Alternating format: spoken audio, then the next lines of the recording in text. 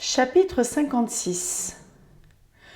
Une semaine environ après les fiançailles de Jane, comme les dames étaient réunies un matin dans la salle à manger en compagnie de Bingley, leur attention fut éveillée soudain par le bruit d'une voiture, et elles aperçurent une chaise de poste à 4 chevaux qui contournait la pelouse. L'heure était vraiment matinale pour une visite d'amis, et d'ailleurs, ni l'équipage ni la livrée du cocher ne leur étaient connus. Cependant, comme il était certain que quelqu'un allait se présenter, Bingley eut au fait de décider Jane à l'accompagner dans le petit bois pour fuir l'intrus. Madame Bennet et ses autres filles se perdaient en conjectures lorsque la porte s'ouvrit et livra passage à Lady Catherine.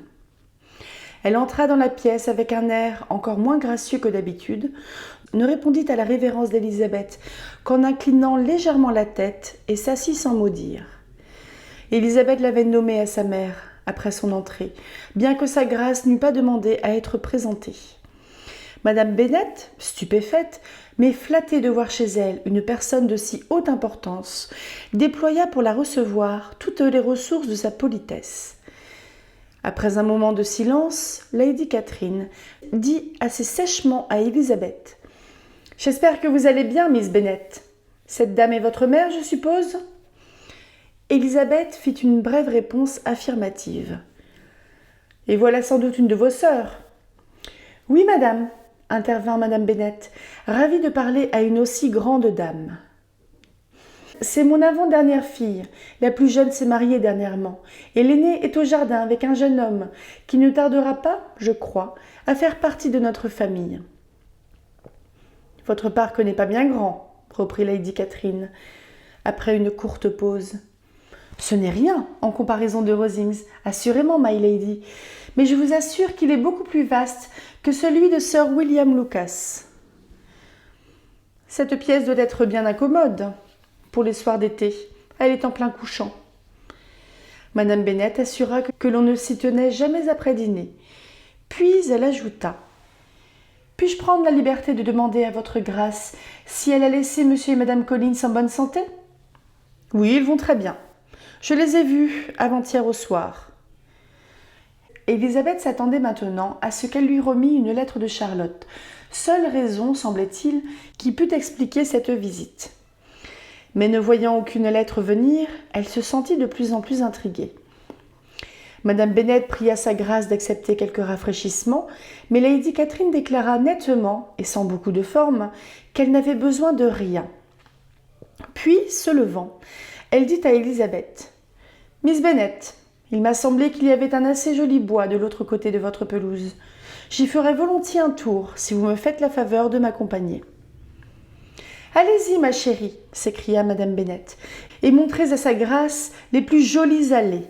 Je suis sûre que l'ermitage lui plaira. » Élisabeth obéit, et courant chercher son ombrelle dans sa chambre, elle redescendit se mettre à la disposition de la noble visiteuse. Comme elle traversait le hall, Lady Catherine ouvrit les portes de la salle à manger et du salon, y jeta un coup d'œil, et après avoir daigné les déclarer convenables, sortit dans le jardin. Toutes deux suivirent en silence l'allée sablée qui conduisait au petit bois. Élisabeth était décidée à ne point se mettre en frais pour une femme qui se montrait, plus encore que d'habitude, insolente et désagréable. Comment ai-je jamais pu trouver que son neveu lui ressemblait ? Se demandait-elle en la regardant. À peine furent-elles entrées dans le bois que Lady Catherine entama ainsi la conversation. « Vous ne devez point être surprise, Miss Bennet, de me voir ici. Votre cœur, votre conscience vous ont déjà dit la raison de ma visite. » Élisabeth la regarda avec un étonnement sincère. « En vérité, madame, vous vous trompez. Il m'est absolument impossible de deviner ce qui nous vaut l'honneur de vous voir ici. » « Miss Bennet, » répliqua sa grâce d'un ton irrité, « vous devez savoir qu'on ne se moque pas de moi. Mais s'il vous plaît de ne pas être franche, je ne vous imiterai pas. J'ai toujours été réputée pour ma sincérité et ma franchise, et dans une circonstance aussi grave, je ne m'en départirai certainement pas. Une nouvelle inquiétante m'est parvenue il y a 2 jours. On m'a dit que non seulement votre sœur était sur le point de se marier très avantageusement, mais que vous, Miss Élisabeth, Miss Elizabeth Bennet, vous alliez très probablement, peu après, devenir la femme de mon neveu, de mon propre neveu, M. Darcy. Bien qu'il s'agisse là, j'en suis sûre, d'un scandaleux mensonge, et que je ne veuille pas faire à mon neveu l'injure d'y ajouter foi, j'ai résolu immédiatement de me transporter ici pour vous faire connaître mes sentiments. Puisque vous ne pouvez croire que ce soit vrai, dit Élisabeth, le visage animé par l'étonnement et le dédain.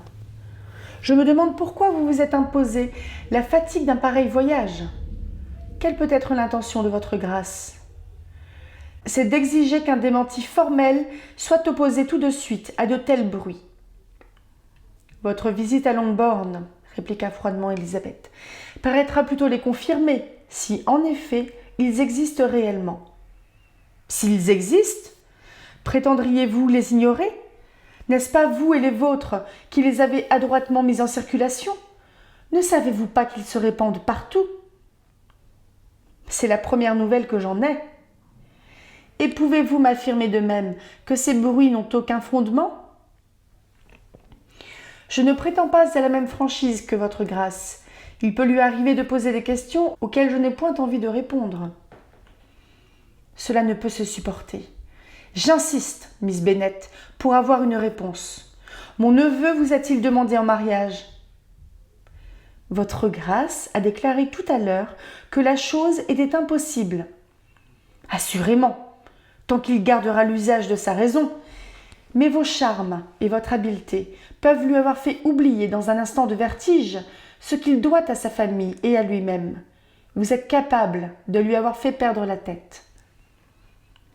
Si j'ai fait cela, je serai la dernière personne à l'avouer. Miss Bennet, savez-vous bien qui je suis? Je n'ai point l'habitude de m'entendre parler sur ce ton. Je suis la plus proche parente que mon neveu ait au monde, et j'ai le droit de connaître ses affaires les plus intimes. Mais non pas les miennes.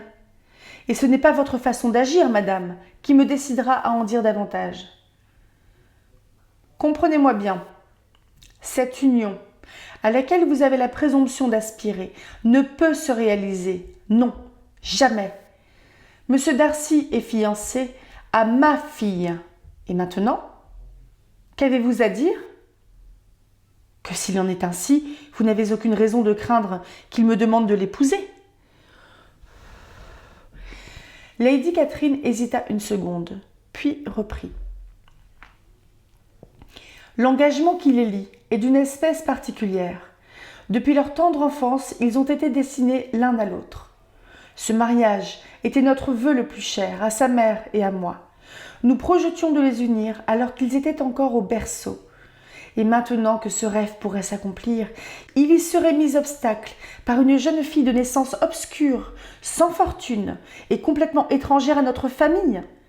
N'avez-vous donc aucun égard pour les désirs des siens, pour son engagement tacite avec Miss de Bourgh? Avez-vous perdu tout sentiment de délicatesse, tout respect des convenances? Ne m'avez-vous jamais entendu dire que, dès ses premières années, il était destiné à sa cousine? Si, on me l'avait même dit avant vous. Mais en quoi cela me regarde-t-il? Si la seule objection à mon mariage avec votre neveu est le désir qu'avaient sa mère et sa tante de lui voir épouser Miss de Bourgh, elle n'existe pas pour moi. Vous avez fait ce qui était en votre pouvoir en formant ce projet. Son accomplissement ne dépendait pas de vous.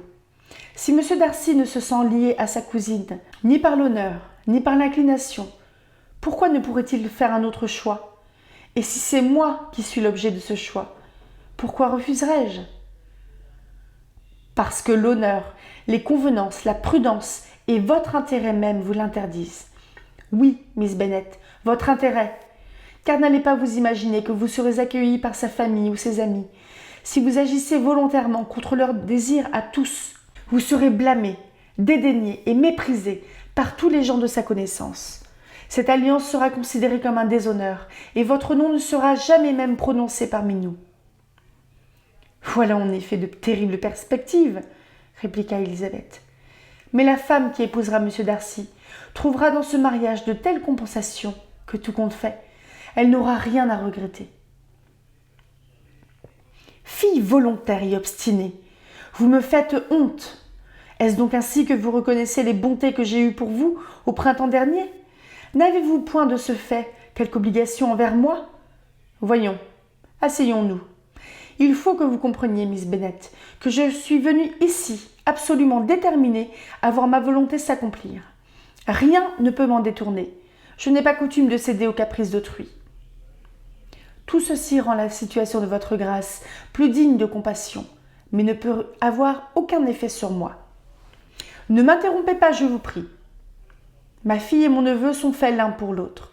Ils descendent du côté maternel de la même noble souche, et du côté paternel de familles anciennes et honorables, quoique non titrées. Leur fortune à tous deux est énorme. Tout le monde dans les deux familles est d'accord pour désirer ce mariage. Et qu'est-ce qui les séparerait? Les prétentions extravagantes d'une jeune personne sans parenté, relation ni fortune. Peut-on supporter chose pareille? Non, cela ne doit pas être, et cela ne sera pas. Si vous aviez le moindre bon sens, vous ne souhaiteriez pas quitter le milieu dans lequel vous avez été élevé.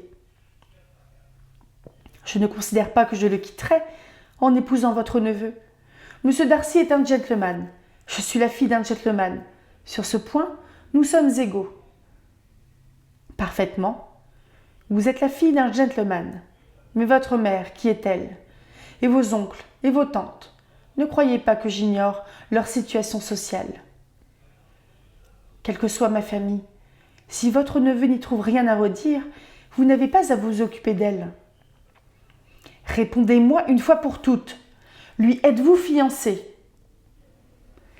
Bien qu'Élisabeth n'eût pas voulu, dans le seul dessein d'obliger Lady Catherine répondre à cette question, elle ne put que répondre, après un instant de réflexion. Non, je ne le suis pas. Lady Catherine parut soulagée.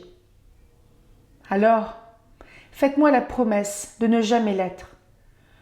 Je me refuse absolument à faire une promesse de ce genre. Miss Bennet, je suis stupéfaite et indignée.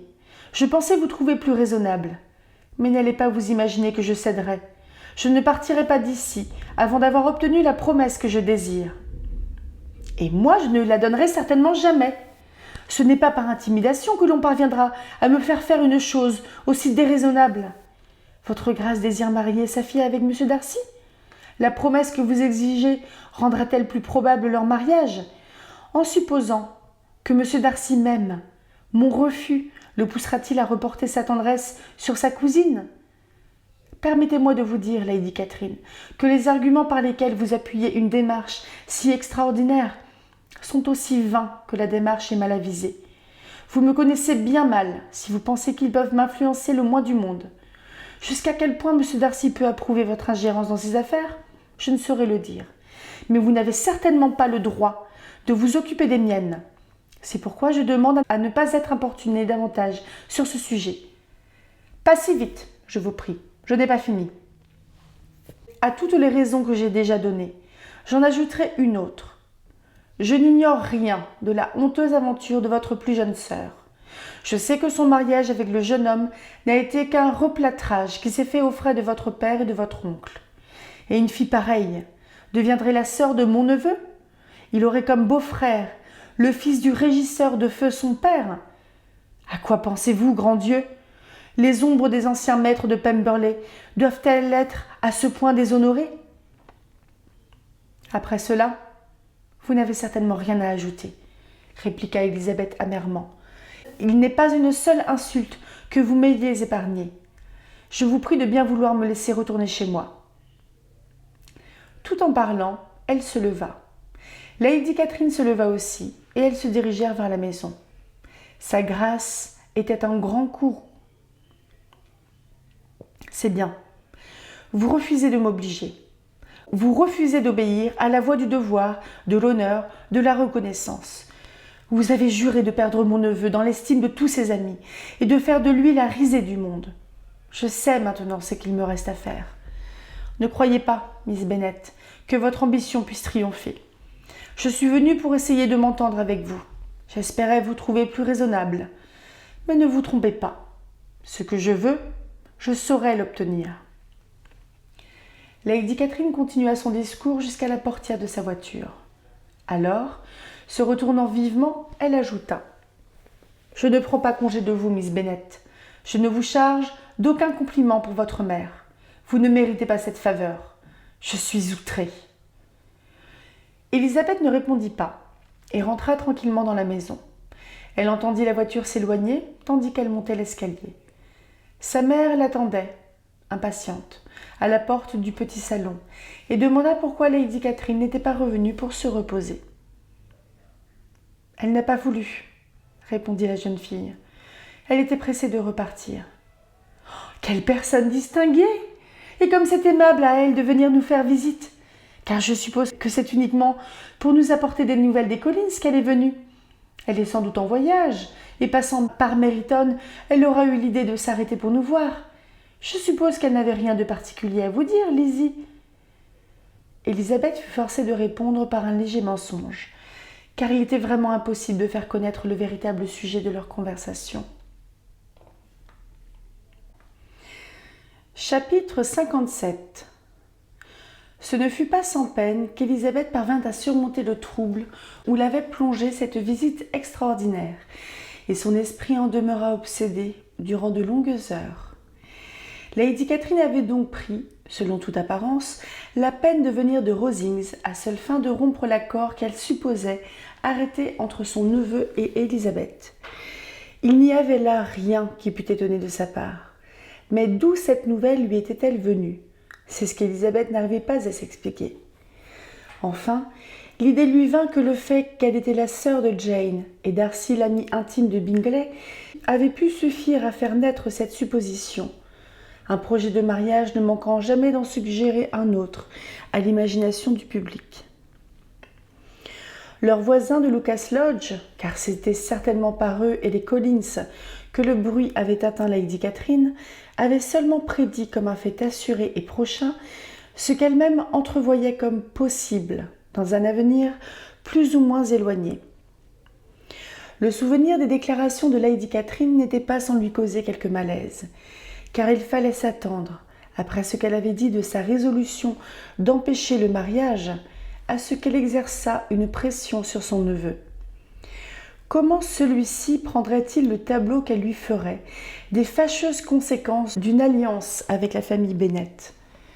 Élisabeth n'osait le prévoir. Elle ne savait pas au juste le degré d'affection que lui inspirait sa tante, ni l'influence que ses jugements pouvaient avoir sur lui. Mais il était naturel de supposer qu'il avait pour Lady Catherine beaucoup plus de considération que n'en avait Élisabeth. Il était certain qu'en énumérant les inconvénients d'épouser une jeune fille dont la parenté immédiate était si inférieure à la sienne, sa tante l'attaquerait sur son point vulnérable. Avec ses idées sur les inégalités sociales, il estimerait sans doute raisonnables et judicieux les arguments qu'Élisabeth avait jugés faibles et ridicules. S'il était encore hésitant, les conseils et les exhortations d'une proche parente pouvaient avoir raison de ses derniers doutes et le décider à chercher le bonheur dans la satisfaction de garder sa dignité intacte. Dans ce cas, il ne reviendrait point. Lady Catherine le verrait sans doute en traversant Londres et il n'aurait plus qu'à révoquer la promesse faite à Bingley de revenir à Netherfield. Par conséquent, se dit-elle, si son ami reçoit ces jours-ci une lettre où il s'excuse de ne pouvoir tenir sa promesse, je saurai à quoi m'en tenir. Et qu'entre lui et moi, tout est fini. Le lendemain matin, comme elle descendait de sa chambre, elle rencontra son père qui sortait de la bibliothèque, une lettre à la main. « Je vous cherchais justement, Lizzie, » lui dit-il. « Entrez ici, avec moi. » Elle le suivit, curieuse de ce qu'il allait lui dire, intriguée par cette lettre qui devait avoir une certaine importance.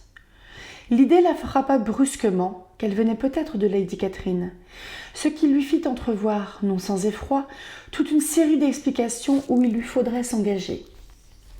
Elle suivit son père jusque devant la cheminée et tous deux s'assirent. M. Bennet prit la parole. « Je viens de recevoir une lettre qui m'a causé une surprise extrême, Comme elle vous concerne tout particulièrement, il faut que je vous en dise le contenu. J'ignorais jusqu'alors que j'avais 2 filles sur le point de se lier par les nœuds sacrés du mariage. Permettez-moi de vous adresser mes félicitations pour une conquête aussi brillante. La couleur monta aux joues d'Élisabeth, subitement convaincue que la lettre venait, non pas de la tante, mais du neveu.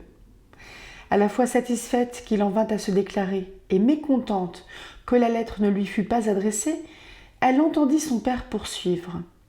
« Vous avez l'air de comprendre de quoi il s'agit. Les jeunes filles en ces matières sont douées d'une grande pénétration. Mais je crois pouvoir défier votre sagacité elle-même de deviner le nom de votre admirateur. Cette lettre vient de M. Collins. » « De M. Collins ? Que peut-il bien avoir à raconter ? » ?»« Des choses très à propos, bien entendu. Sa lettre commence par des félicitations sur le prochain hyménée de ma fille Jane, dont il a été averti, semble-t-il, par le bavardage de ces braves Lucas. Je ne me jouerai pas de votre impatience en vous lisant ce qu'il écrit là-dessus. Voici le passage qui vous concerne. Après vous avoir offert mes sincères congratulations et celles de Madame Collins, laissez-moi vous faire une discrète allusion à un événement analogue que nous apprenons de même source. Votre fille Élisabeth, annonce-t-on, ne garderait pas longtemps le nom de Bennett après que sa sœur aînée l'aura quittée. Et celui qu'elle a choisi pour partager son destin est considéré comme l'un des personnages les plus importants de ce pays. Pouvez-vous vraiment deviner de qui il est question, Lizzie ? Ce jeune homme est favorisé d'une façon particulière en tout ce que peut souhaiter le cœur d'une mortelle. Beau domaine, noble parenté, relations influentes. Cependant, en dépit de tous ces avantages, laissez-moi vous avertir, ainsi que ma cousine Élisabeth, des mots que vous risquez de déchaîner en accueillant précipitamment les propositions de ce gentleman. Propositions que vous êtes probablement tenté d'accepter sans retard. À votre idée, Lizzie. Quel peut être ce gentleman ? Mais ici, tout se dévoile. Voici le motif pour lequel je vous conseille la prudence. Nous avons toute raison de croire que sa tante, Lady Catherine de Bourg, ne considère pas cette union d'un œil favorable. C'est donc M. Darcy. J'imagine, Lizzie, que c'est une vraie surprise pour vous. Pouvait-on, parmi toutes nos connaissances, tomber sur quelqu'un dont le nom pût mieux faire ressortir la fausseté de toute cette histoire ? Monsieur Darcy, qui ne regarde jamais une femme que pour lui découvrir une imperfection. Monsieur Darcy, qui, probablement, ne vous a même jamais regardé. C'est ineffable. Élisabeth tenta de s'associer à la gaieté de son père, mais ne réussit qu'à ébaucher un sourire hésitant. Cela ne vous amuse pas ? Oh, si, mais continuez donc à lire.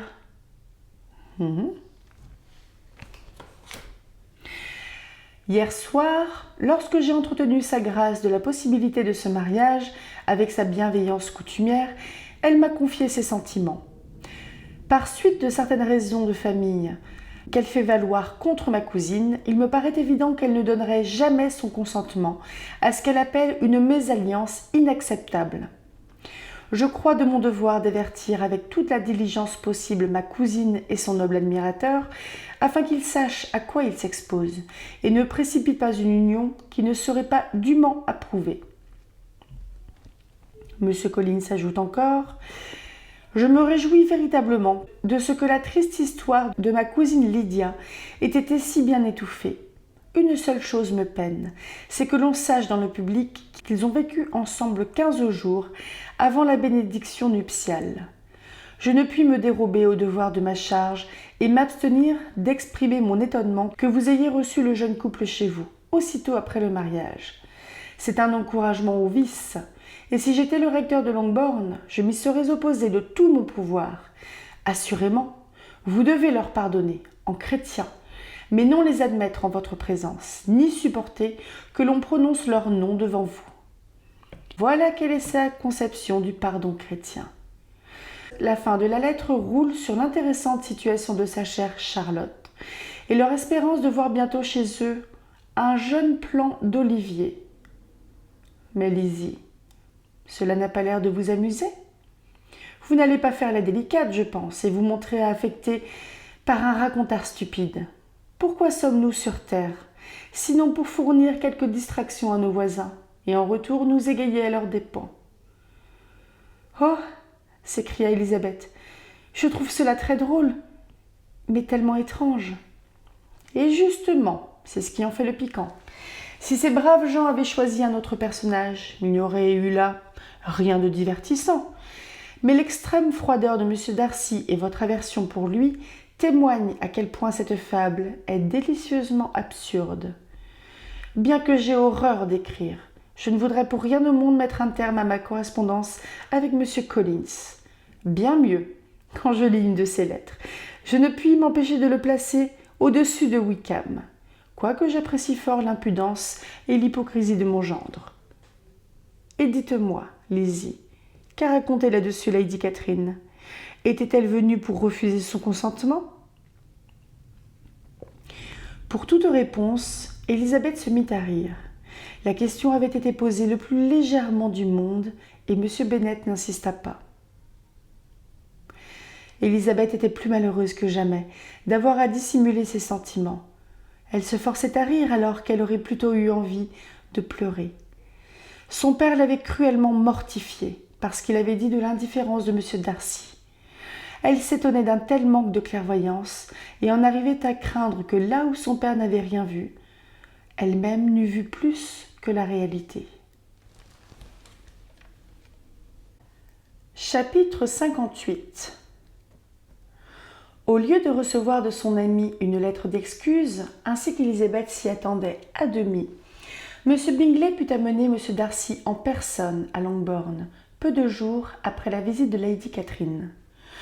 Tous deux arrivèrent de bonne heure, et avant que Madame Bennet eût eu le temps de dire à M. Darcy qu'elle avait vu sa tante, ce qu'Elisabeth redouta un instant, Bingley, qui cherchait l'occasion d'un tête-à-tête avec Jane, proposa à tout le monde une promenade. Madame Bennet n'aimait pas la marche, et Mary n'avait jamais un moment à perdre.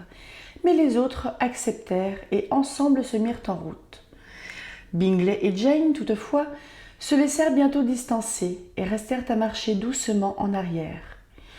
Le groupe, formé par les trois autres, était plutôt taciturne. Kitty, intimidée par M. Darcy, n'osait ouvrir la bouche.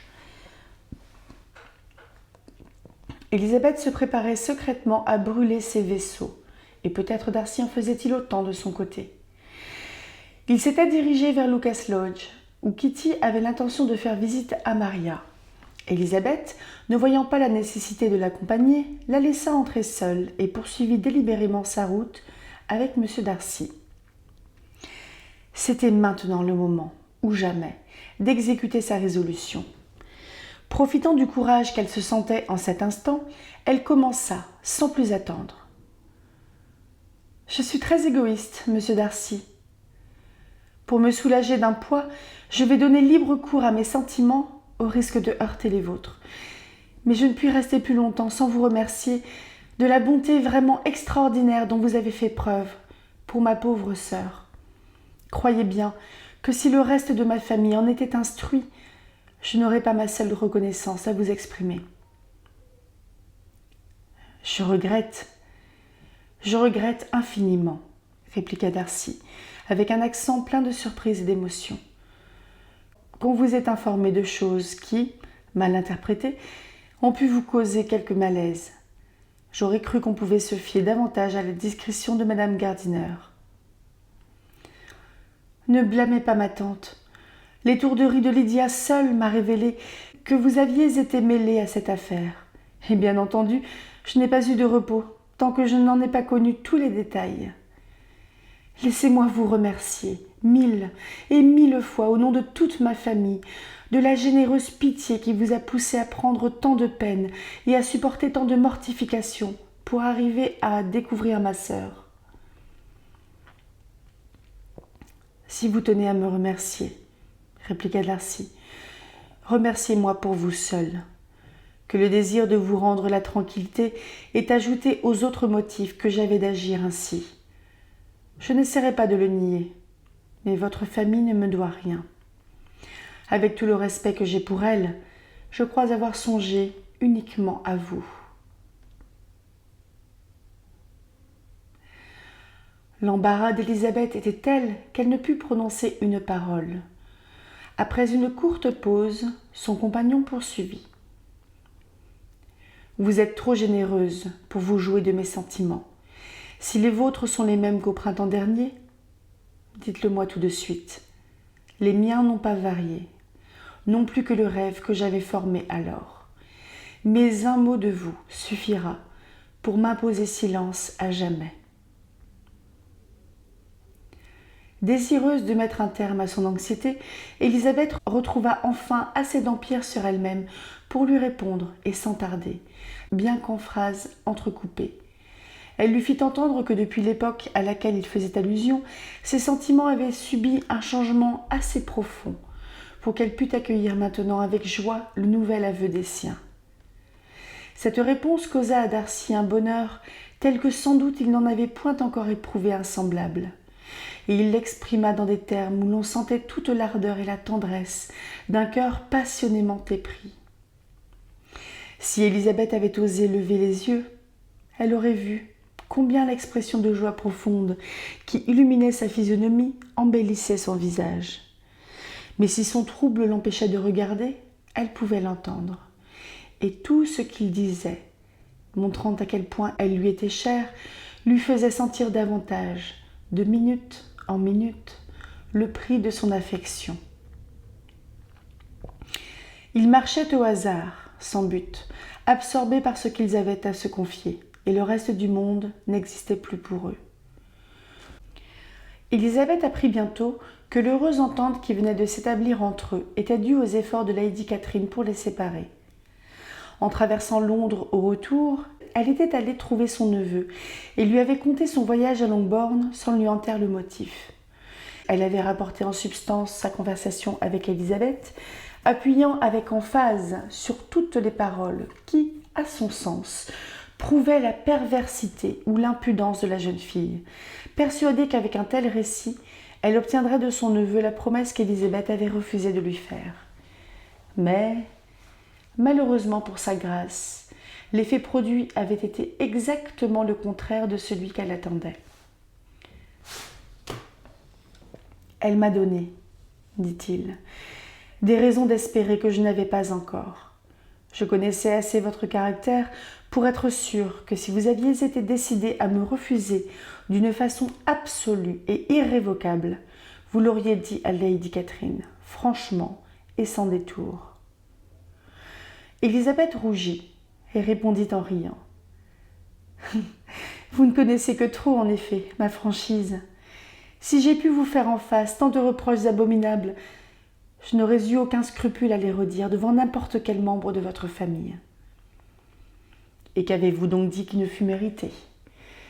Car si vos accusations étaient mal fondées, mon attitude envers vous, dans cette circonstance, était digne des reproches les plus sévères.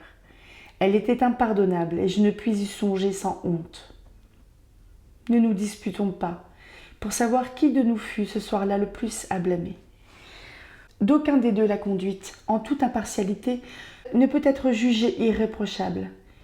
Mais depuis lors, nous avons fait, je crois, l'un et l'autre, des progrès en politesse. Je ne puis m'absoudre aussi facilement. Le souvenir de ce que j'ai dit alors, de mes manières, de mes expressions, m'est encore, après de longs mois, infiniment pénible.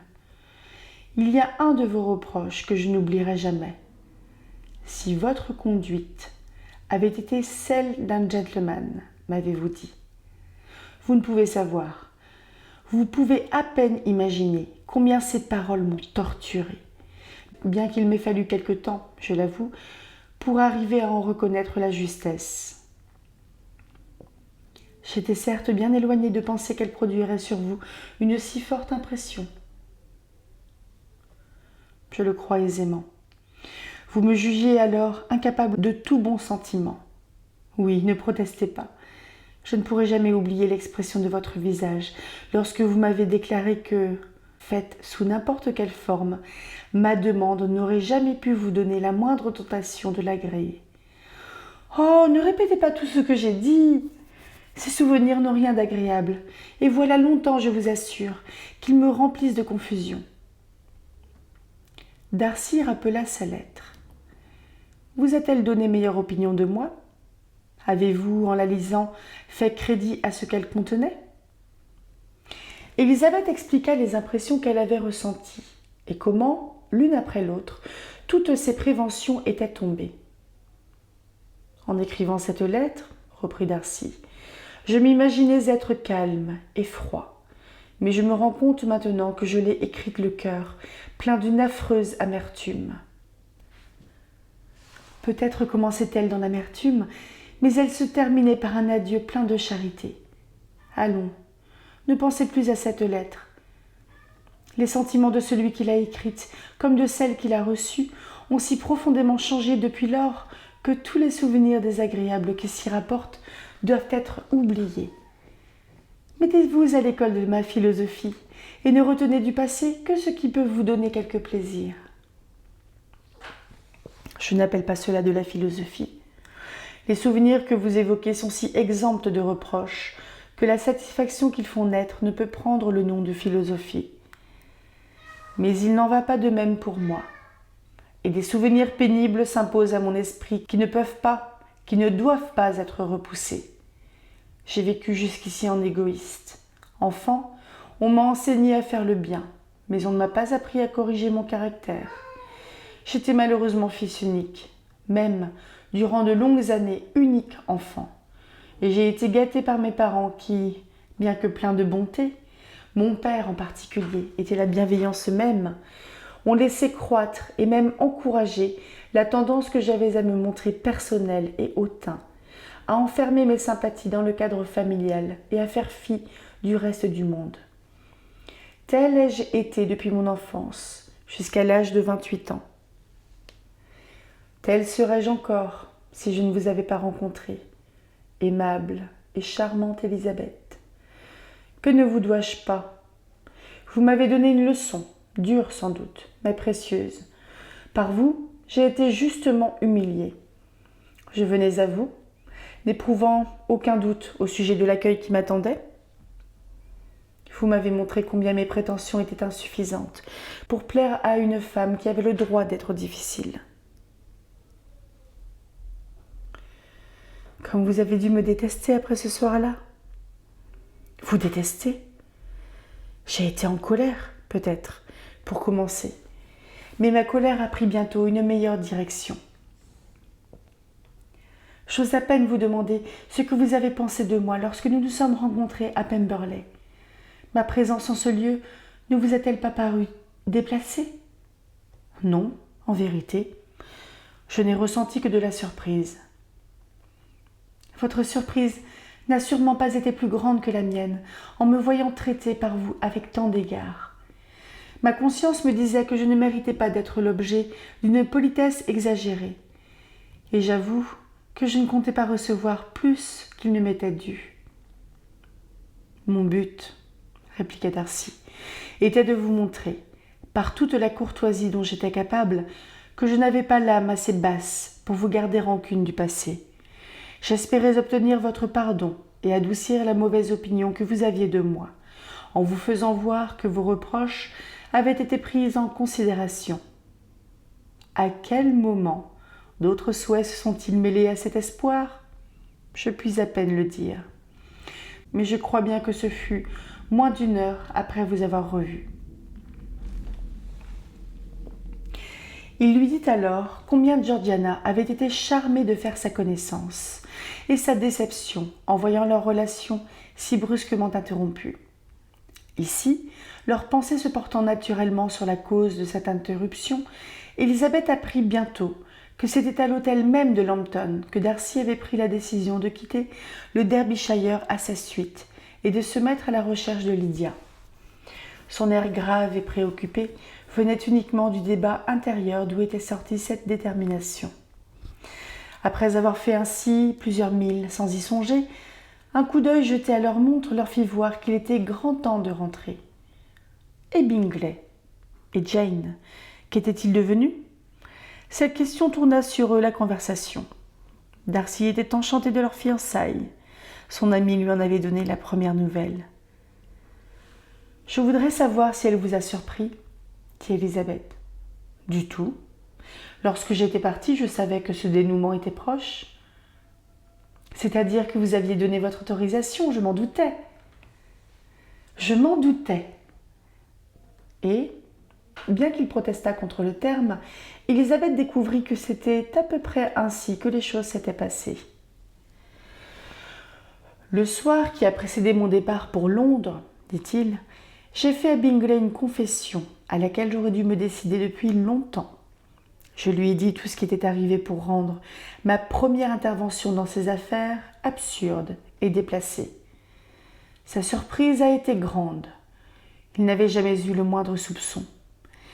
Je lui ai dit de plus que je m'étais trompée en supposant votre sœur indifférente à son égard et que, ne pouvant douter de la constance de son amour pour elle, j'étais convaincue qu'ils seraient heureux ensemble. Et votre conviction, je le suppose, a entraîné immédiatement la sienne. Parfaitement. Bingley est très sincèrement modeste. Sa défiance naturelle l'avait empêché de s'en remettre à son propre jugement dans une question aussi importante. Sa confiance dans le mien a tout décidé. Mais je lui devais un autre aveu, qui pendant un moment, et non sans raison, l'a blessé. Je ne pouvais me permettre de lui cacher que votre sœur avait passé 3 mois à Londres l'hiver dernier, que je l'avais su. Il le lui avait laissé volontairement ignorer. Ceci l'a fâché, mais sa colère, je crois bien, s'est évanouie, en même temps que son doute sur les sentiments de votre sœur. Elisabeth avait grande envie d'observer que M. Bingley avait été un ami tout à fait charmant et que sa docilité à se laisser guider rendait inappréciable. Mais elle se contint. Elle se rappela que M. Darcy n'était pas encore habitué à ce qu'on le plaisantât, et il était encore un peu tôt pour commencer. Tout en continuant à parler du bonheur de Bingley, qui naturellement ne pouvait être inférieur qu'au sien, il poursuivit la conversation jusqu'à leur arrivée à Longbourn. Dans le hall, ils se séparèrent. Chapitre 59. Ma chère Lizzie, où avez-vous bien pu aller vous promener ?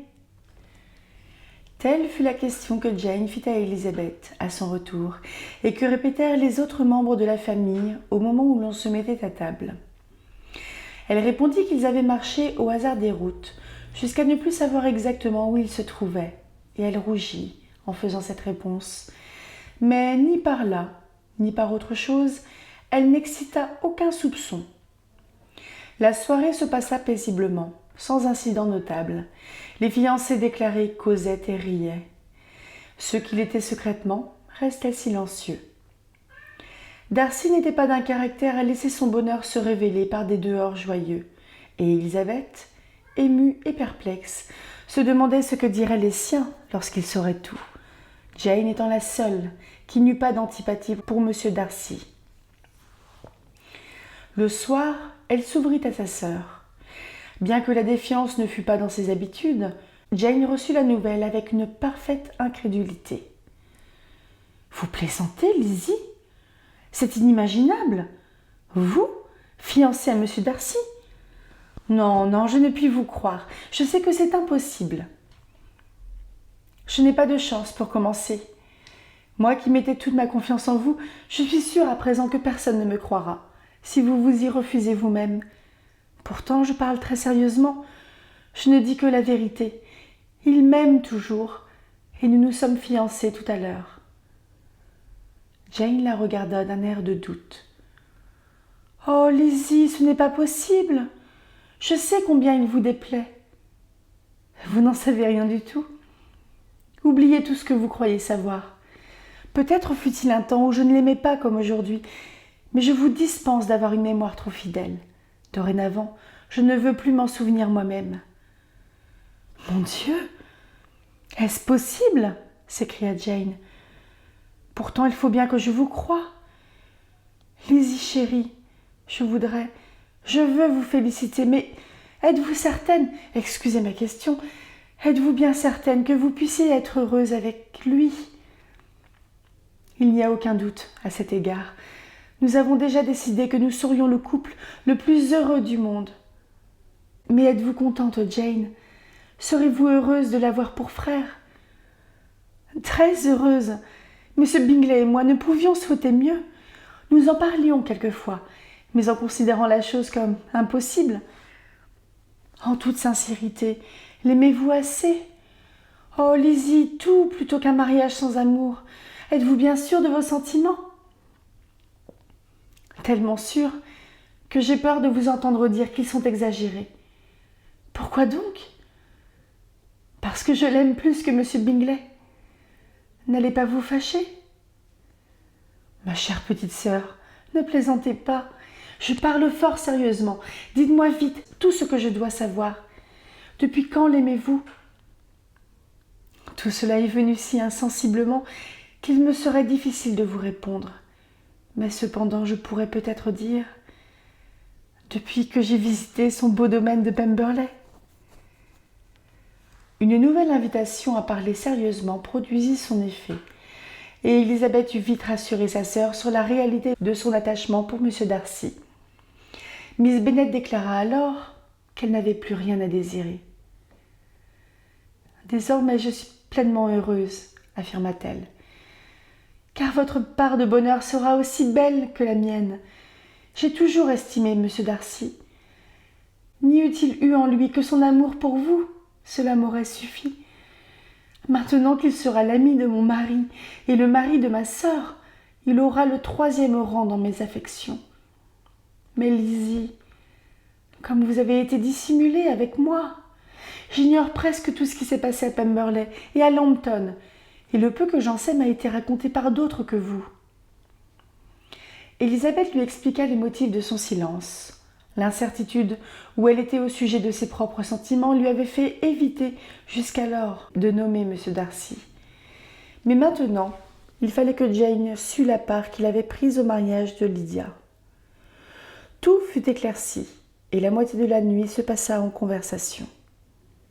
« Dieu du ciel !» s'écria madame Bennet le lendemain matin, en regardant par la fenêtre. « Ne voilà-t-il pas ce fâcheux M. Darcy qui arrive encore, avec notre cher Bingley? Quelle raison peut-il avoir pour nous fatiguer de ses visites? Je m'imaginais qu'il venait pour chasser, pêcher, tout ce qu'il voudrait, mais non, pour être toujours fourré ici. Qu'allons-nous en faire? Lizzie, vous devriez encore l'emmener promener, pour éviter que Bingley le trouve sans cesse sur son chemin. » Élisabeth garda difficilement son sérieux à une proposition si opportune. Bingley, en entrant, la regarda d'un air expressif et lui serra la main avec une chaleur qui montrait bien qu'il savait tout. Puis, presque aussitôt, « Mistress Bennet, dit-il, n'avez-vous pas d'autres chemins dans lesquels Lizzie pourrait recommencer à se perdre aujourd'hui? » « Je conseillerais à M. Darcy, à Lizzie et à Kitty, dit madame Bennet, d'aller à pied ce matin jusqu'à Oakham Mount. C'est une jolie promenade, et M. Darcy ne doit pas connaître ce point de vue. » Kitty avoua qu'elle préférait ne pas sortir. Darcy professa une grande curiosité pour la vue de Oakham Mount, et Élisabeth donna son assentiment sans rien dire.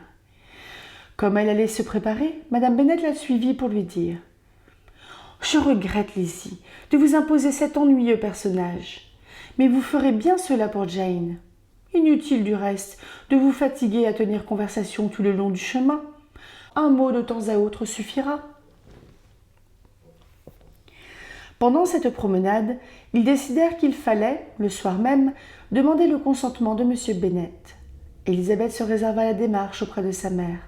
Elle ne pouvait prévoir comment celle-ci accueillerait la nouvelle, si elle manifesterait une opposition violente ou une joie impétueuse. De toute manière, l'expression de ses sentiments ne ferait pas honneur à sa pondération, et Élisabeth n'aurait pas pu supporter que M. Darcy fût témoin ni des premiers transports de sa joie, ni des mouvements véhéments de sa désapprobation. Dans la soirée, quand M. Bennet se retira, M. Darcy se leva et le suivit dans la bibliothèque. Élisabeth fut très agitée jusqu'au moment où il reparut. Un sourire la rassura tout d'abord, puis, s'étant approché d'elle sous prétexte d'admirer sa broderie, il lui glissa. « Allez trouver votre père. Il vous attend dans la bibliothèque. » Elle s'y rendit aussitôt. M. Bennet arpentait la pièce, l'air grave et anxieux. « Lizzie, dit-il, qu'êtes-vous en train de faire? Avez-vous perdu le sens d'accepter cet homme? Ne l'avez-vous pas toujours détesté ?» Comme Élisabeth eût souhaité alors n'avoir jamais formulé de ces jugements excessifs, il lui fallait à présent en passer par des explications difficiles, et ce fut avec quelque embarras qu'elle affirma son attachement pour Darcy. En d'autres termes, vous êtes décidé à l'épouser. Il est riche, c'est certain, et vous aurez de plus belles toilettes et de plus beaux équipages que Jane. Mais cela vous donnera-t-il le bonheur? N'avez-vous pas d'objection autre que la conviction de mon indifférence? Aucune. Nous savons tous qu'il est orgueilleux, peu avenant. Mais ceci ne serait rien s'il vous plaisait réellement. Mais il me plaît, protesta-t-elle, les larmes aux yeux. Je l'aime. Il n'y a point chez lui d'excès d'orgueil. Il est parfaitement digne d'affection. Vous ne le connaissez pas vraiment. Aussi, ne m'affligez pas en me parlant de lui en de tels termes. Lizzie, lui dit son père, je lui ai donné mon consentement. Il est de ces gens auxquels on ose refuser ce qu'ils vous font l'honneur de vous demander. Je vous le donne également, si vous êtes résolu à l'épouser. Mais je vous conseille de réfléchir encore. Je connais votre caractère, Lizzie. Je sais que vous ne serez heureuse que si vous estimez sincèrement votre mari et si vous reconnaissez qu'il vous est supérieur. La vivacité de votre esprit rendrait plus périlleux pour vous un mariage mal assorti. Mon enfant, ne me donnez pas le chagrin de vous voir dans l'impossibilité de respecter le compagnon de votre existence. Vous ne savez pas ce que c'est. Élisabeth, encore plus émue, donna dans sa réponse les assurances les plus solennelles. Elle répéta que M. Darcy était réellement l'objet de son choix. Elle expliqua comment l'opinion qu'elle avait eue de lui s'était peu à peu transformée, tandis que le sentiment de Darcy, loin d'être l'œuvre d'un jour, avait supporté l'épreuve de plusieurs mois d'incertitude. Elle fit avec chaleur l'énumération de toutes ses qualités et finit par triompher de l'incrédulité de son père. « Eh bien, ma chérie, dit-il, lorsqu'elle eut fini de parler, je n'ai plus rien à dire. S'il en est ainsi, il est digne de vous. » Pour compléter cette impression favorable, Élisabeth l'instruisit de ce que Darcy avait fait spontanément pour Lydia. Il l'écouta avec stupéfaction. Que de surprises dans une seule soirée! Ainsi donc, c'est Darcy qui a tout fait. Arrangé le mariage, donné l'argent, payé les dettes, obtenu le brevet d'officier de Wickham. Eh bien, tant mieux. Cela m'épargne bien du tourment et me dispense d'une foule d'économies. Si j'étais redevable de tout à votre oncle, je voudrais m'acquitter entièrement envers lui. Mais ces jeunes amoureux n'en font qu'à leur tête. J'offrirai demain à M. Darcy de le rembourser. Il s'emportera, tempêtera, en protestant de son amour pour vous, et ce sera le dernier mot de l'histoire. Il se souvint alors de l'embarras qu'elle avait laissé voir en écoutant la lecture de la lettre de M. Collins. Il l'en plaisanta quelques instants. Enfin, il la laissa partir, ajoutant, comme elle le quittait, « S'il venait des prétendants pour Mary ou Kitty, vous pouvez me les envoyer. J'ai tout le temps de leur répondre. » La soirée se passa paisiblement. Lorsque Madame Bennet regagna sa chambre, Élisabeth la suivit pour lui faire l'importante communication. L'effet en fut des plus déconcertants. Au premier mot, Madame Bennet se laissa tomber sur une chaise, immobile, incapable d'articuler une syllabe. Ce ne fut qu'au bout d'un long moment qu'elle put comprendre le sens de ce qu'elle entendait, bien qu'en général elle eût l'esprit assez prompt dès qu'il était question d'un avantage pour sa famille ou d'un amoureux pour ses filles. Enfin, elle reprit possession d'elle-même, s'agita sur sa chaise, se leva, se rassit et prit le ciel à témoin de sa stupéfaction. Miséricorde! Bonté divine! Peut-on s'imaginer chose pareille? Monsieur Darcy! Qui aurait pu le supposer? Est-ce bien vrai? Oh, ma petite Lizzie, comme vous allez être riche et considéré. Argent de poche, bijoux, équipage, rien ne vous manquera. Jane n'aura rien de comparable. Je suis tellement contente, tellement heureuse.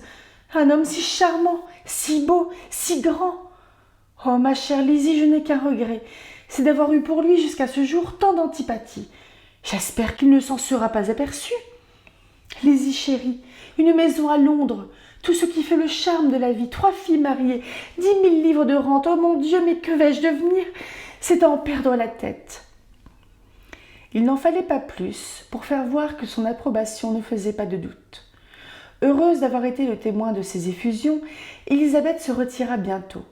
Mais elle n'était pas dans sa chambre depuis 3 minutes que sa mère l'y rejoignit. « Mon enfant bien-aimé !» s'écria-t-elle. « Je ne puis penser à autre chose. 10 000 livres de rente, et plus encore, très probablement. Cela vaut un titre, et la licence spéciale. Il faut que vous soyez marié par licence spéciale. Mais dites-moi, mon cher amour, quel est donc le plat préféré de M. Darcy que je puisse lui servir demain ?» Voilà qui ne présageait rien de bon à Élisabeth, pour l'attitude que prendrait sa mère avec le gentleman lui-même. Mais la journée du lendemain se passa beaucoup mieux qu'elle ne s'y attendait, car Madame Bennet était tellement intimidée par son futur gendre qu'elle ne se hasarda guère à lui parler, sauf pour approuver tout ce qu'il disait. Quant à M. Bennet, Élisabeth eut la satisfaction de le voir chercher à faire plus intimement connaissance avec Darcy. Il assura même bientôt à sa fille que son estime pour lui croissait d'heure en heure. « J'admire hautement mes 3 gendres, déclara-t-il. Wickham, peut-être, est mon préféré, mais je crois que j'aimerais votre mari tout autant que celui de Jane. » Chapitre 60. Élisabeth, qui avait retrouvé tout son joyeux entrain, pria M. Darcy de lui conter comment il était devenu amoureux d'elle. Je m'imagine bien comment, une fois lancé, vous avez continué, mais c'est le point de départ qui m'intrigue. Je ne puis vous fixer ni le jour, ni le lieu, pas plus que vous dire le regard ou les paroles qui ont tout déterminé. Il y a vraiment trop longtemps. J'étais déjà sur la route avant de m'apercevoir que je m'étais mise en marche. Vous ne vous faisiez pourtant point d'illusions sur ma beauté. Quant à mes manières, elles frisaient l'impolitesse à votre égard, et je ne vous adressais jamais la parole sans avoir l'intention de vous être désagréable. Dites-moi, est-ce pour mon impertinence que vous m'admiriez? Votre vivacité d'esprit, oui, certes. Appelez-la tout de suite de l'impertinence, car ce n'était guère autre chose. La vérité, c'est que vous étiez dégoûté de cette amabilité, de cette déférence, de ces soins empressés dont vous étiez l'objet. Vous étiez fatigué de ces femmes qui ne faisaient rien que pour obtenir votre approbation. C'est parce que je leur ressemblais si peu que j'ai éveillé votre intérêt. Voilà, je vous ai épargné la peine de me le dire. Certainement, vous ne voyez rien à louer en moi, mais pense-t-on à cela lorsqu'on tombe amoureux? N'y avait-il rien à louer dans le dévouement affectueux que vous avez eu pour Jane lorsqu'elle était malade à Netherfield? Cette chère Jane, qui donc n'en aurait fait autant pour elle? Vous voulez de cela me faire un mérite à tout prix? Soit. Mes bonnes qualités sont sous votre protection. Grossissez-les autant que vous voudrez. En retour, il m'appartiendra de vous taquiner et de vous quereller le plus souvent possible. Je vais commencer tout de suite, en vous demandant pourquoi vous étiez si peu disposé en dernier lieu à aborder la question. Qu'est-ce qui vous rendait si réservé quand vous êtes venu nous faire visite, et le soir où vous avez dîné à Longbourn? Vous aviez l'air de ne pas faire attention à moi. Vous étiez grave et silencieuse, et ne me donniez aucun encouragement. C'est que j'étais embarrassée, et moi de même. Vous auriez pu causer un peu plus quand vous êtes venu dîner. Un homme moins épris en eût été capable sans doute. Quel malheur que vous ayez toujours une réponse raisonnable à faire et que je sois moi-même assez raisonnable pour l'accepter. Mais je me demande combien de temps vous auriez continué ainsi, et quand vous vous seriez décidé à parler, si je ne vous y avais provoqué. Mon désir de vous remercier de tout ce que vous avez fait pour Lydia y a certainement beaucoup contribué, trop peut-être. Que devient la morale si notre bonheur naît d'une promesse violée? En conscience, je n'aurais jamais dû aborder ce sujet. Ne vous tourmentez pas. La morale n'est pas compromise. Les tentatives injustifiables de Lady Catherine pour nous séparer ont eu pour effet de dissiper tous mes doutes. Je ne dois point mon bonheur actuel au désir que vous avez eu de m'exprimer votre gratitude, car le rapport fait par ma tante m'avait donné de l'espoir, et j'étais décidée à tout éclaircir sans plus tarder. Lady Catherine nous a été infiniment utile, et c'est de quoi elle devrait être heureuse, elle qui aime tant à rendre service. Aurez-vous jamais le courage de lui annoncer ce qu'il attend? C'est le temps qui me manquerait, plutôt que le courage, Elisabeth. Cependant, c'est une chose qu'il faut faire. Et si vous voulez bien me donner une feuille de papier, je vais écrire immédiatement.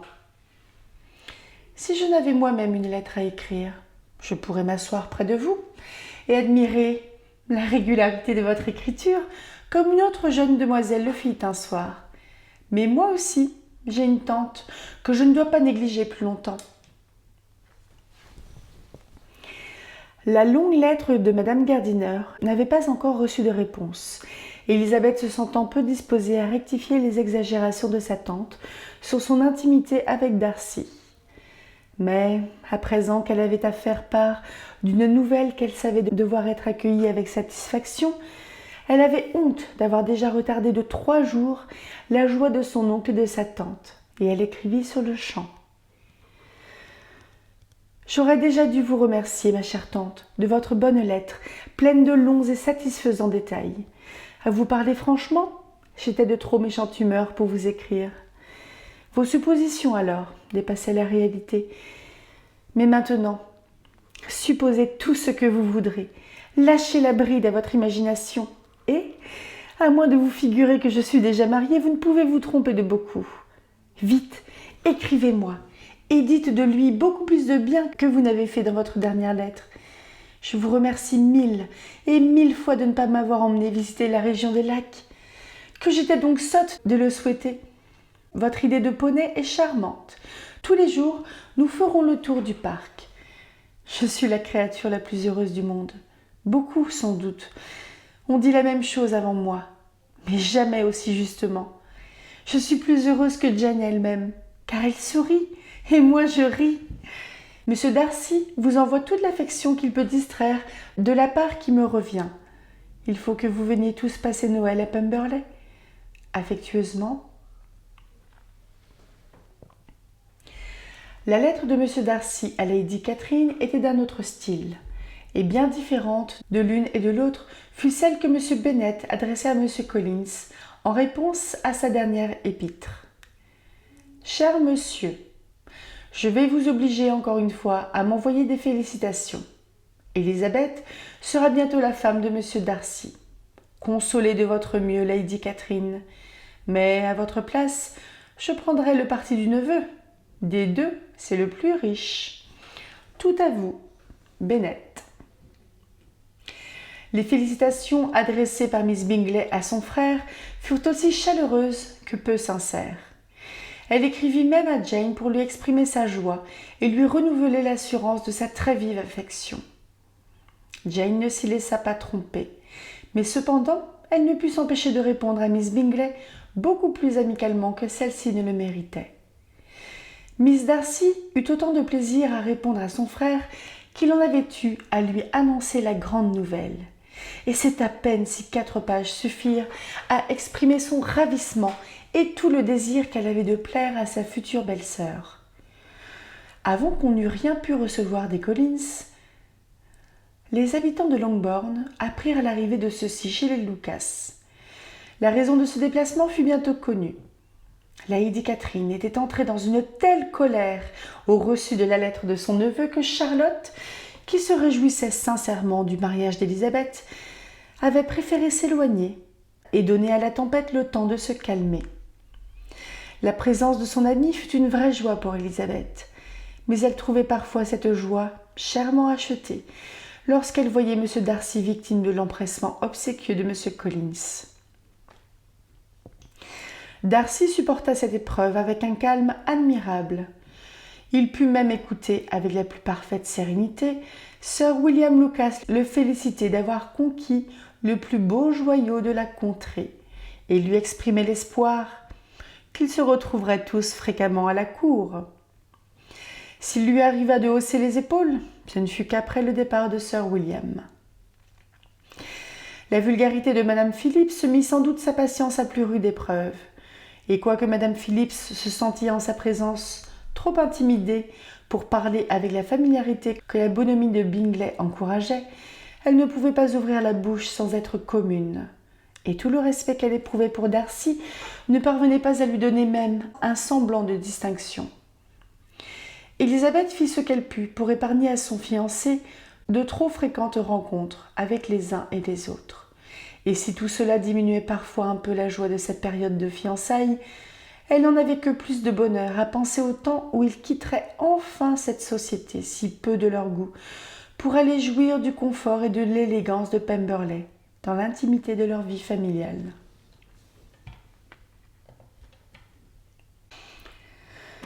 Chapitre 61.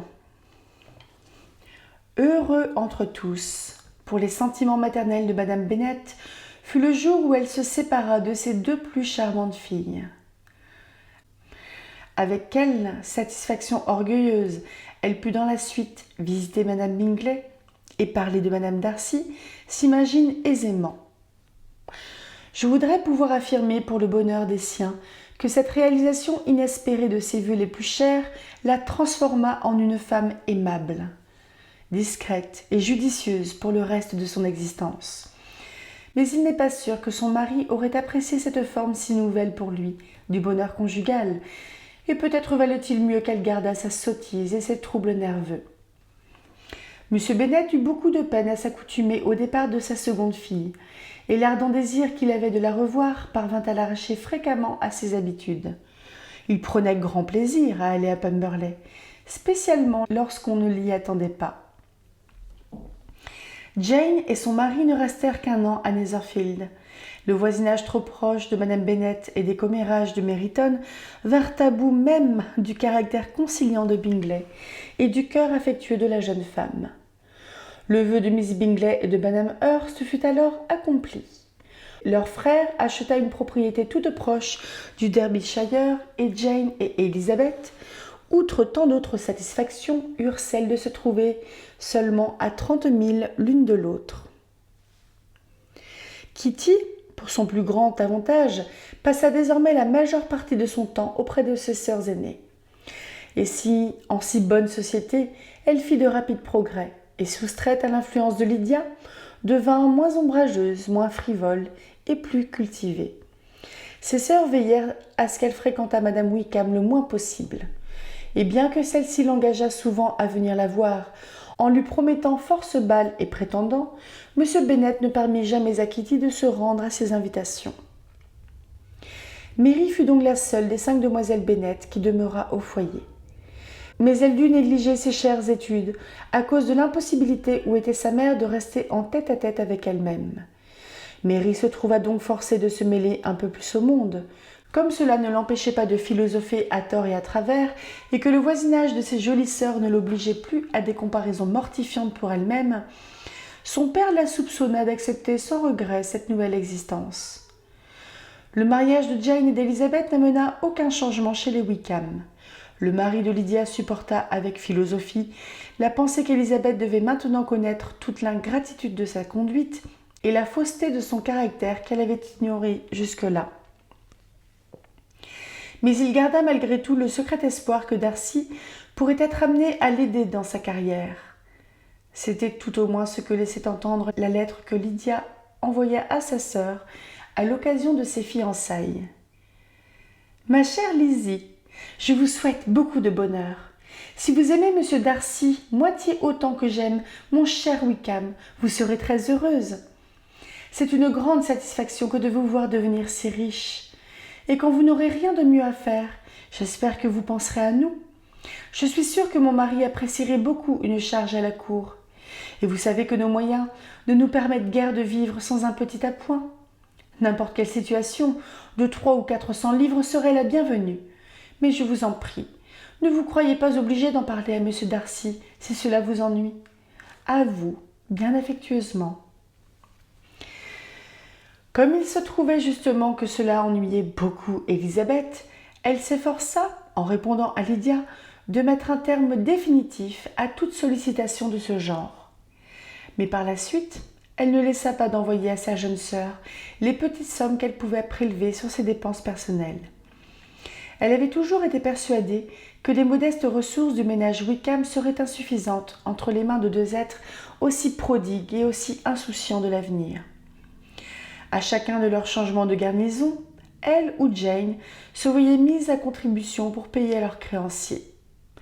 Même lorsque, la paix ayant été conclue, ils purent avoir une résidence fixe, ils continuèrent leur vie désordonnée, toujours à la recherche d'une situation, et toujours dépensant plus que leurs revenus.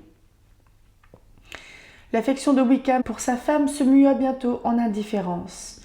Lydia, elle, lui demeura attachée un peu plus longtemps, et en dépit de sa jeunesse et de la liberté de ses manières, sa réputation ne donna plus sujet à la critique. Quoique Darcy ne pût consentir à recevoir Wickham à Pemberley à cause d'Élisabeth, il s'occupa de son avancement. Lydia venait parfois les voir lorsque son mari allait se distraire à Londres ou à Bath. Mais, chez les Bingley, tous deux firent de si fréquents et si longs séjours que Bingley finit par se lasser, et alla même jusqu'à envisager la possibilité de leur suggérer qu'il ferait bien de s'en aller. Miss Bingley fut très mortifiée par le mariage de Darcy. Mais pour ne pas se fermer la porte de Pemberley, elle dissimula sa déception, se montra plus affectueuse que jamais pour Georgiana, presque aussi empressée près de Darcy, et liquida tout son arriéré de politesse vis-à-vis d'Élisabeth. Georgiana vécut dès lors à Pemberley, et son intimité avec Élisabeth fut aussi complète que Darcy l'avait rêvé. Georgiana avait la plus grande admiration pour sa belle-sœur, quoique, au début, elle fut presque choquée de la manière enjouée et familière dont celle-ci parlait à son mari. Ce frère aîné, qui lui avait toujours inspiré un aspect touchant à la crainte, elle le voyait maintenant taquiner sans façon. Elle comprit peu à peu qu'une jeune femme peut prendre avec son mari des libertés qu'un frère ne permettrait pas toujours à une sœur de 10 ans plus jeune que lui.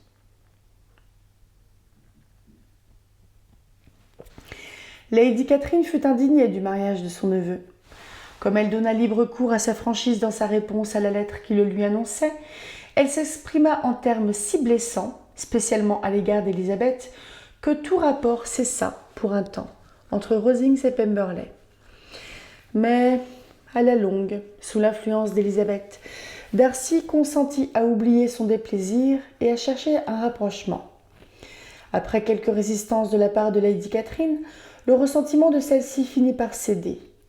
Et que ce fût par affection pour son neveu, ou par curiosité de voir comment sa femme se comportait, elle condescendit à venir à Pemberley, bien que ces lieux eussent été profanés, non seulement par la présence d'une telle châtelaine, mais encore par les visites de ses oncles et tantes de la cité. Les habitants de Pemberley restèrent avec les Gardiner dans les termes les plus intimes. Darcy, aussi bien que sa femme, éprouvait pour eux une affection réelle. Et tous deux conservèrent toujours la plus vive reconnaissance pour ceux qui, en amenant Élisabeth en Derbyshire, avaient joué entre eux le rôle providentiel de trait d'union. Fin d'Orgueil et préjugés, ou Les 5 filles de Madame Bennet.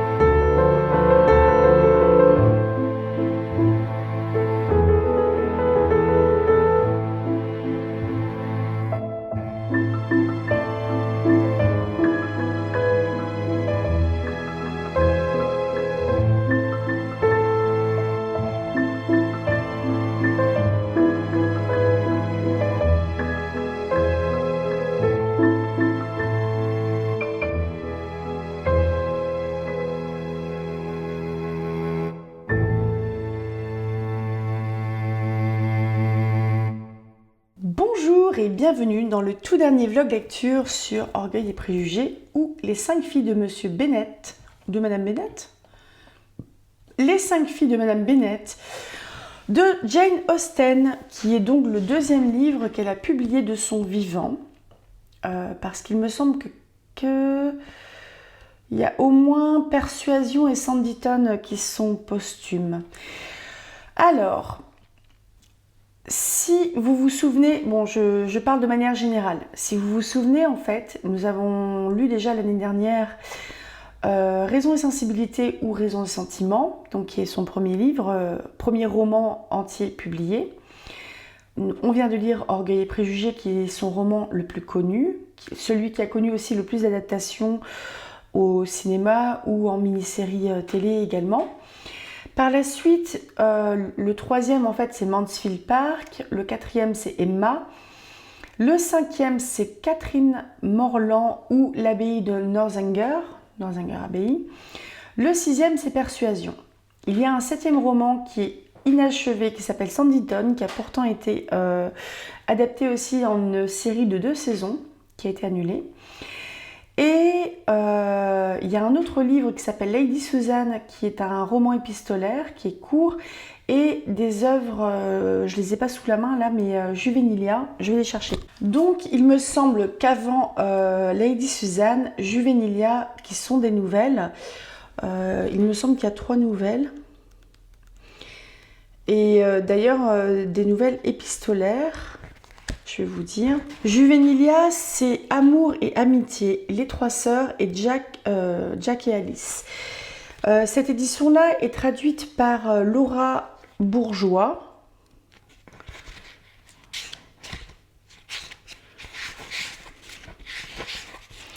Voilà. Chez Charleston, et c'était comme c'est écrit dessus, c'était un livre offert pour l'achat de 2 Charleston, que j'ai complètement acheté pour pouvoir avoir du Juvenilia. Ce qui fait que peut-être mercredi prochain, peut-être le suivant, je vais lire Juvenilia, que je ne peux pas lire sur la chaîne parce que la traduction est trop récente.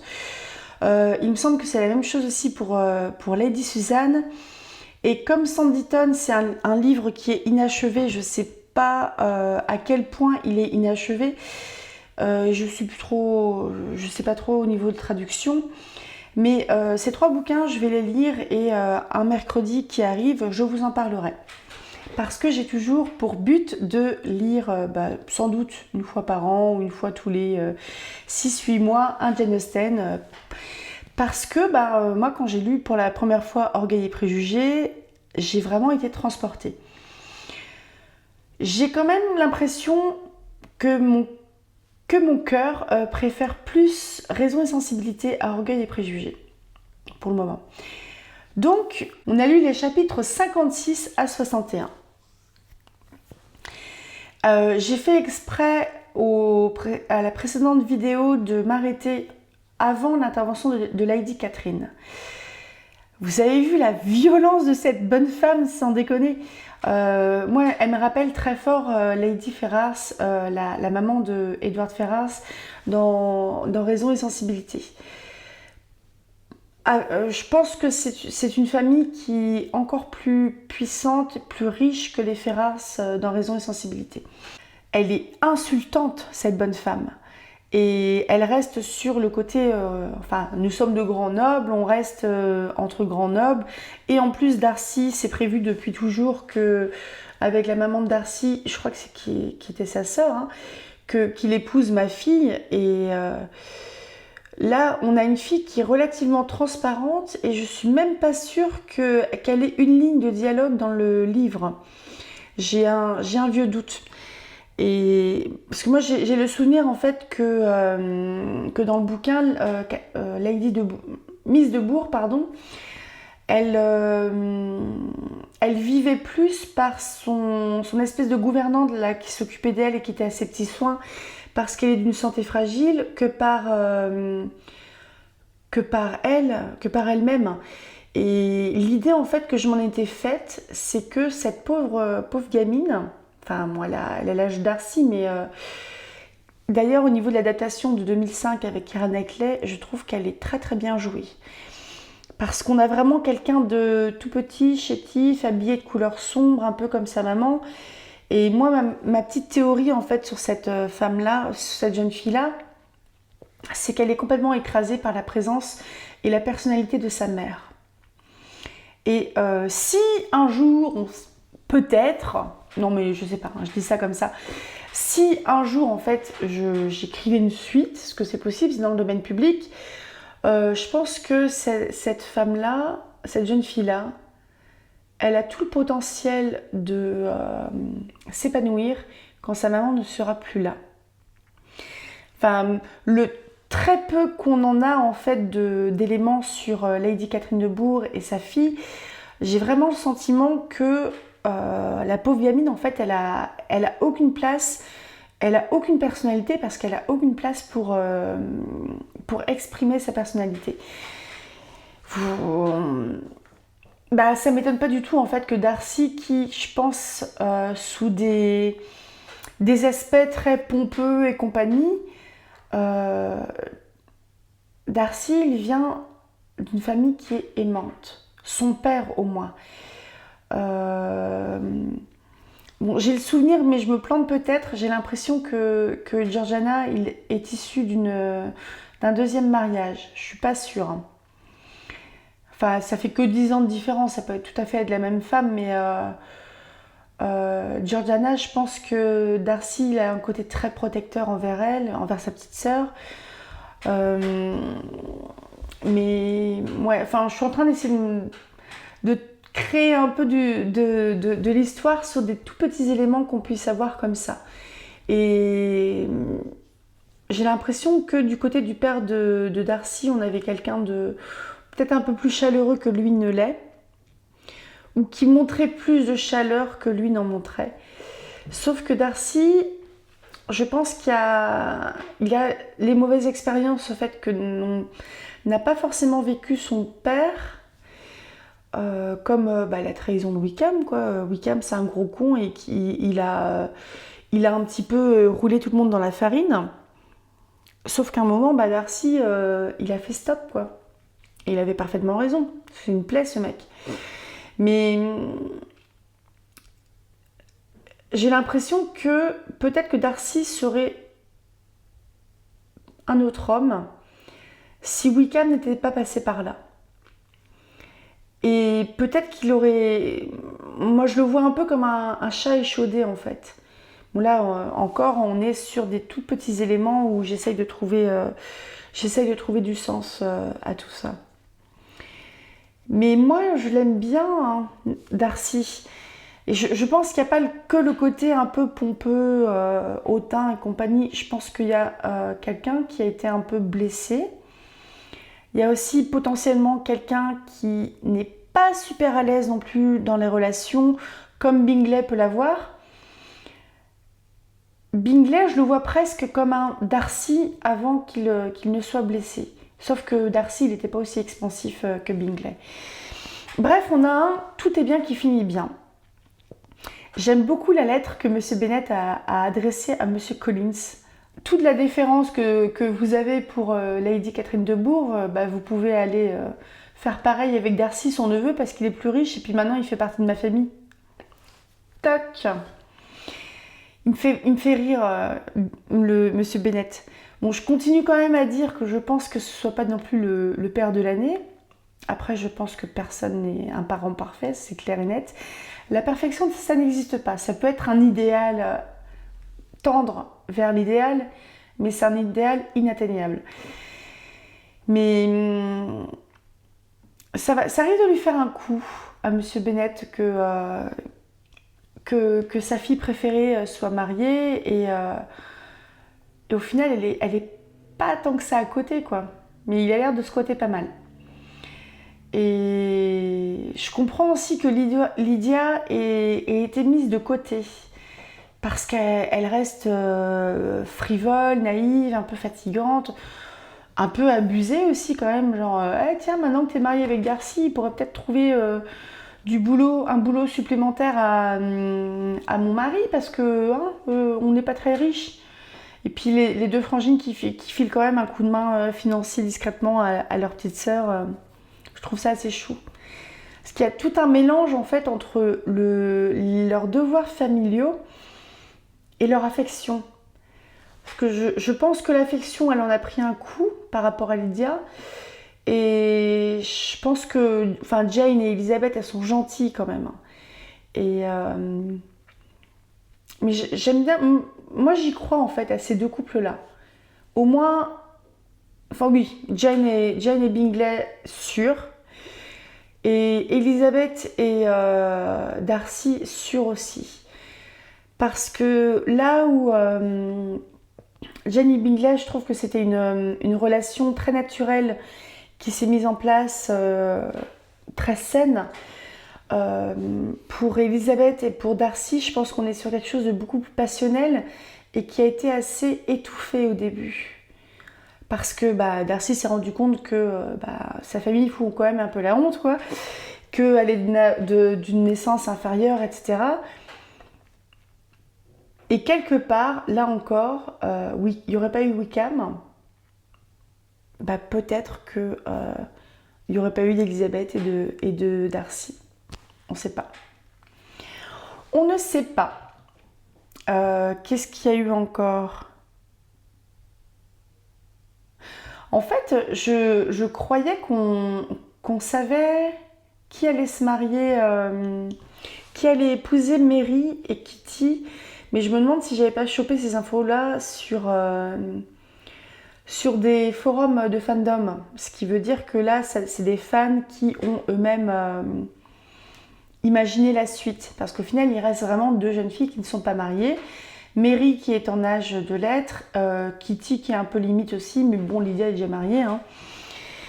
Et vous avez vu comment Madame Bennet elle a retourné sa veste par rapport à Darcy. Genre, oh non, oh ma pauvre Elisabeth, tu vas te taper des balades avec Monsieur Darcy. Oh, t'as pas besoin de trop discuter. Ah, oui, elle est mariée. Mais on sent quand même le poids que c'est sur les mamans de cette époque-là. Surtout qu'ils n'ont pas un rond, donc elles ont des dots ridicules, elles ont des dots de 50 livres. Après, maintenant, je pense que quand même avec Bingley et surtout Darcy, qui sont de haute naissance et qui ont une fortune, Mary et Kitty vont pas avoir une dot de 50 livres.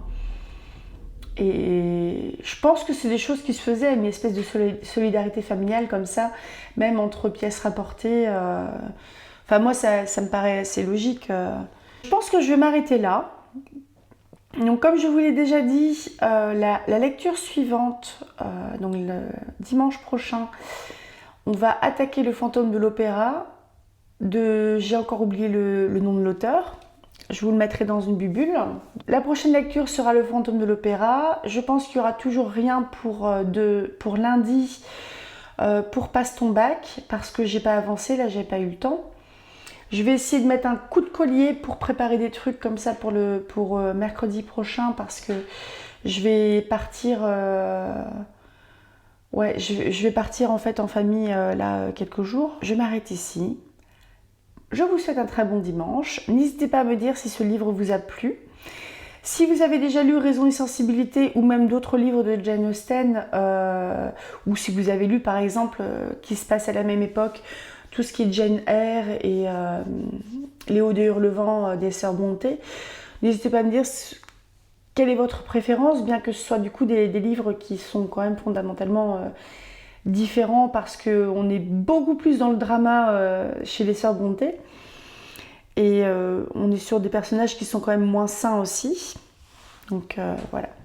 Je m'arrête là parce qu'il faut que j'aille faire du montage derrière si vous voulez avoir la vidéo pour demain matin 7h. À tout bientôt, rêvez tout grand, lisez tout plein. Salut!